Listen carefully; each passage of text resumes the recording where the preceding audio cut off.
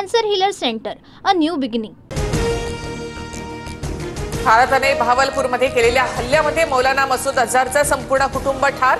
अझहरच्या कुटुंबातील एकूण 10 जणांचा मृत्यू। अझहरचा भाऊ जैशेच्या शस्त्र विभागाचा प्रमुख होता। माझ्या कुटुंबाला जन्नत मिळाली, मीही मेलो असतो तर बरं झालं असतं। संपूर्ण कुटुंब ठार झाल्यानंतर मौलाना मसूद अझहरची प्रतिक्रिया, तर भारतीय सैन्याकडून मसूद अझहरचा शोध सुरू। जैश ए मोहम्मदचा हेडक्वार्टर मरकज सुभान अल्लाह भारताच्या हल्ल्यामध्ये उद्ध्वस्त। जैशचा म्होरक्या मसूद अझहर याच मुख्यालयामध्ये राहत होता। मसूद अझहर, हाफिज सईदच्या ठिकाणांवर भारताचे यशस्वी हल्ले। जैश ए मोहम्मदचे 100 दहशतवादी ठार।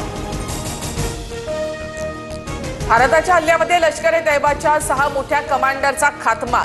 मुदस्सीर, हाफिज अब्दुल मलिक, वकास आणि कमांडर हसन भारतीय एअर स्ट्राईकमध्ये ठार।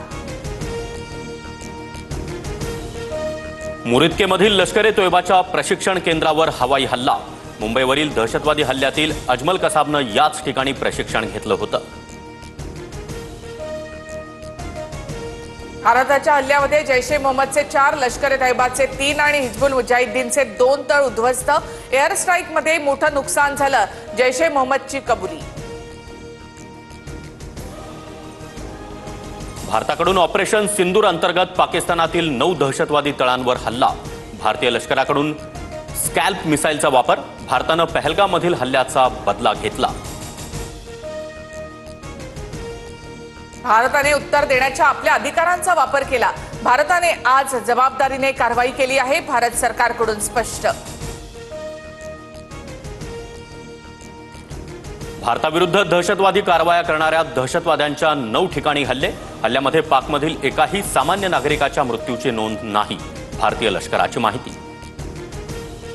भारताकडून मुझफ्फराबाद, भावलपूर, मुरिदके, कोटली, सियालकोट, भीमबेर, गुलपूर या 9 ठिकाणी हल्ला। पाकिस्तानच्या कुठल्याही लष्करी तळावर हल्ला केला नाही, भारताकडून स्पष्ट। मुंबई, पुणे, कल्याणसह रत्नागिरी, नाशिक, दिल्ली आणि अमृतसरमध्ये मॉकड्रिलला सुरुवात। नागरी संरक्षण दल, होमगार्ड, अग्निशमन दलाच्या उपस्थितीमध्ये प्रात्यक्षिक। युद्धाच्या पूर्वतयारीसाठी नागरिकांना स्वसंरक्षणाचं प्रशिक्षण। भारत पाक तणावाच्या पार्श्वभूमीवर निमलष्करी दलांच्या सुट्ट्या रद्द। गृह मंत्रालयाच्या आदेशानंतर बीएसएफ, सीआरपीएफ, आयटीबीपी सारख्या सर्व प्रमुख दलांच्या जवानांना कर्तव्यावर उपस्थित राहावे लागणार।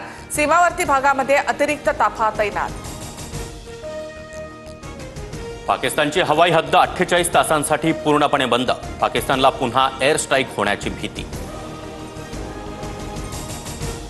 जम्मू, अमृतसरसह देशातील 9 विमानतळं 10 मे पर्यंत बंद। ऑपरेशन सिंदूर नंतर सरकारचा मोठा निर्णय। श्रीनगर, लेह, अमृतसर, जोधपूर, चंदीगड, राजकोट, भुज, जामनगर या विमानतळावरून उड्डाणं रद्द। मुंबईत सलग दुसऱ्या दिवशी वादळी वाऱ्यासह अवकाळी पाऊस। जोरदार वाऱ्यामुळे झाडांच्या फांद्या कोसळल्या, तर लोकल सेवेवर देखील परिणाम। Cancer healer centre, a new beginning.